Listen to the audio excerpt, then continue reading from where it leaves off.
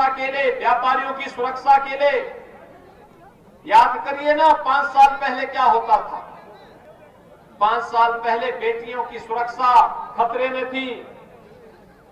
5 साल पहले पूरे प्रदेश के अंदर अलग ही मंजर था।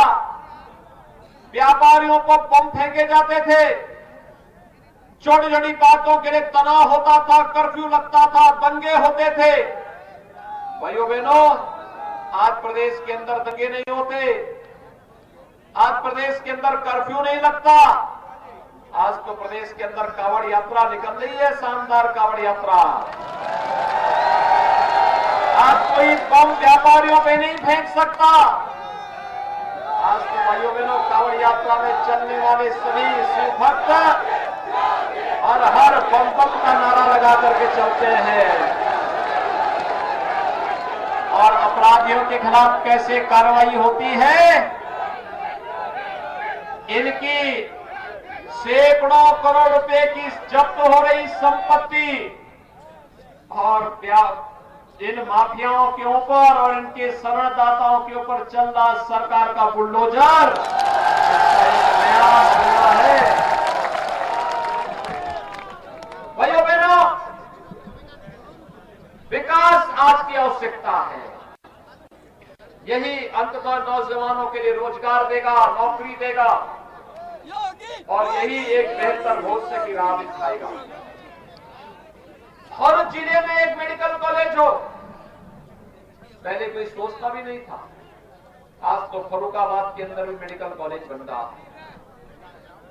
आज एटा के अंदर मेडिकल कॉलेज बन गया है, कासगंज के अंदर, हाथरस के अंदर, इटावा के अंदर, कानपुर के अंदर, हर एक जगह मेडिकल कॉलेज बनाए जा रहे हैं। ये मेडिकल कॉलेज केवल मेडिकल कॉलेज नहीं है, स्वास्थ्य का बेहतरीन स्थल है। विशेषज्ञ स्वास्थ्य सेवा का केंद्र होने के साथ ही भाइयों बहनों, यहां पे हमारे नवयुवकों को मेडिकल की शिक्षा प्राप्त करने का भी ये माध्यम बनेंगे। डॉक्टर, नए नए डॉक्टर यहां से आएंगे और इन डॉक्टरों के माध्यम से, इन चिकित्सकों के माध्यम से हर व्यक्ति को घर में ही स्वास्थ्य की बेहतरीन सुविधा, अपने जनपद में, अपने गांव में, अपने मोहल्ले में ही स्वास्थ्य की बेहतर सुविधा उपलब्ध होगी। और इसलिए भाइयों बहनों, एक तरफ हाईवे, रेलवे, गंगा जैसी नदियों की अविरलता और निर्मलता के लिए हो रहा कार्य। 5 साल पहले क्या आपको बिजली मिलती थी? आज तो मिलती होगी ना। 5 साल पहले फ्री में राशन मिलता था, ये सब राशन खा जाते थे लोग, बिजली का पैसा खा जाते थे, मेडिकल कॉलेज का पैसा खा जाते थे। और जब उनकी संवेदना गरीबों के प्रति नहीं थी, किसानों के प्रति नहीं थी, नौजवानों के प्रति नहीं थी, तो हम भी जब सरकार में आए तो हम लोगों ने पहले काम तो किसानों का कर्ज माफी का किया। फिर कार्य हम लोगों ने, ये फर्रुखाबाद का क्षेत्र है, एटा है, अलीगढ़ है, कासगंज है, ये पूरा आगरा और अलीगढ़, कानपुर कमिश्नरी के इस पूरे क्षेत्र में हम लोग देखते थे आलू किसान परेशान होता था। उसके लिए कुछ फूड प्रोसेसिंग के सेंटर बनने चाहिए, आलू के प्रोसेसिंग के सेंटर बनने चाहिए। हम लोगों ने इस कार्रवाई को आगे बढ़ाया।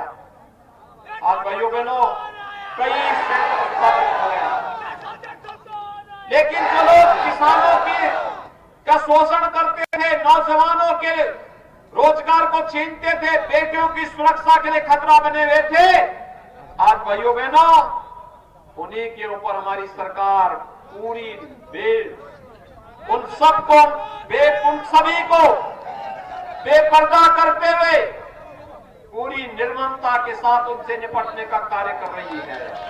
और इसीलिए सरकार का यह मानना है कि विकास भी चलना चाहिए, एक हाथ से विकास और दूसरे हाथ में बुलडोजर का लेबर चला करके इन माफिया और अपराधियों को प्रदेश से मुक्त, भय मुक्त वातावरण देने के लिए ये कार्रवाई करनी ही चाहिए।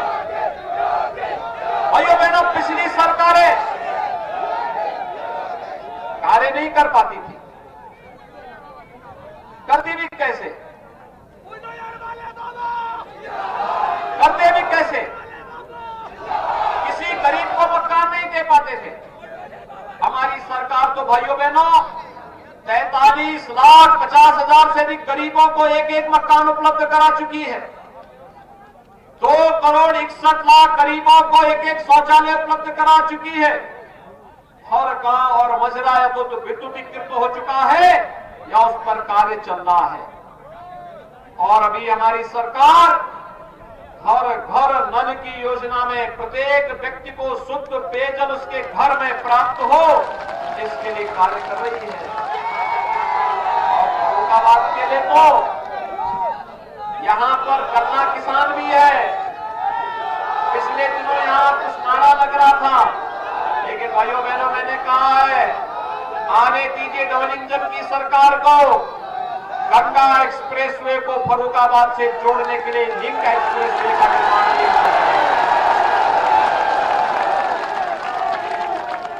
हमारे लिए प्रदेश के किसी भी जनपद से भेदभाव का कोई कारण नहीं होता है, क्योंकि हमारे यहां तो प्रधानमंत्री मोदी जी ने नारा दिया है सबका साथ सबके विकास का। और भाइयों बहनों, सबका साथ और सबके विकास के इस नारे को सार्थक करते हुए पिछली सरकारें अपने परिवार के लिए चिंता करती थी। उनका केवल नजरिया सिपाही खानदान तक था, उससे बाहर उनको प्रदेश कहीं नजर नहीं आता था। आज तो भाइयों बहनों प्रदेश की 25 करोड़ जनता की सुरक्षा के लिए भी और समृद्धि के लिए भी सरकार कार्य कर रही है। डबल इंजन की सरकार कार्य कर रही है। और इसलिए भाइयों बहनों मैं आप सबके बीच में अपील करने के लिए आया हूं। भारतीय जनता पार्टी ने अमृतपुर से अपने लोकप्रिय विधायक सुशील कुमार साक्य को अपना प्रत्याशी बनाया है और ये कमल चुनाव चिन्ह पर चुनाव लड़ रहे हैं। सुशील कुमार साक्य कमल चुनाव चिन्ह पर और कायमगंज सुरक्षित विधानसभा सीट से डॉक्टर सुरभि अपना दल की प्रत्याशी के रूप में वहां पर प्रत्याशी बनाई गई है। भाइयों बहनों, कायमगंज से हमारे लोकप्रिय विधायक श्री अमर सिंह खटीक जी हैं और मैं धन्यवाद दूंगा श्री अमर सिंह खटीक जी आज इस मंच पर आए हैं। और अमर सिंह जी को ही मैं जिम्मेदारी दे रहा हूं कि कायमगंज से डॉक्टर सुरभि को चुनाव जिता करके इनको भेजना है, ये जिम्मेदारी इनकी है। और मेरी आप सबसे भी अपील होगी कि कायमगंज से जुड़े हुए सभी लोग भारतीय जनता पार्टी के सहयोगी दल अपना दल एसके प्रत्याशी डॉक्टर सुरभि को भारी बहुमत से विजयी बनाने में अपना योगदान दें। ये अपील करते हुए एक बार फिर से भाइयों बहनों मैं आप सबसे अपील करूंगा, भारतीय जनता पार्टी के प्रत्याशियों को भारी बहुमत से विजयी बनाएंगे। याद रखना भाइयों बहनों, चुनाव के दिन पहले मतदान फिर जलपान, पहले मतदान पहले मतदान पहले मतदान पहले मतदान। पहला काम सुबह ठीक 6:45 बजे मतदान बूथ पर पहुंच करके लाइन लगा करके पहले मतदान करिए और फिर घर वापस आकर के फिर जलपान करिए। मेरी बात से सहमत हैं? चुनाव जिता करके भेजेंगे, दोनों हाथ ला करके मेरे साथ बोलेंगे भारत माता की, भारत माता की, भारत माता की। अब मैं संदीप साथ से निवेदन करूंगा कि वो आए और सभा का समापन करें। पूर्व जिला महामंत्री संदीप साथ जी।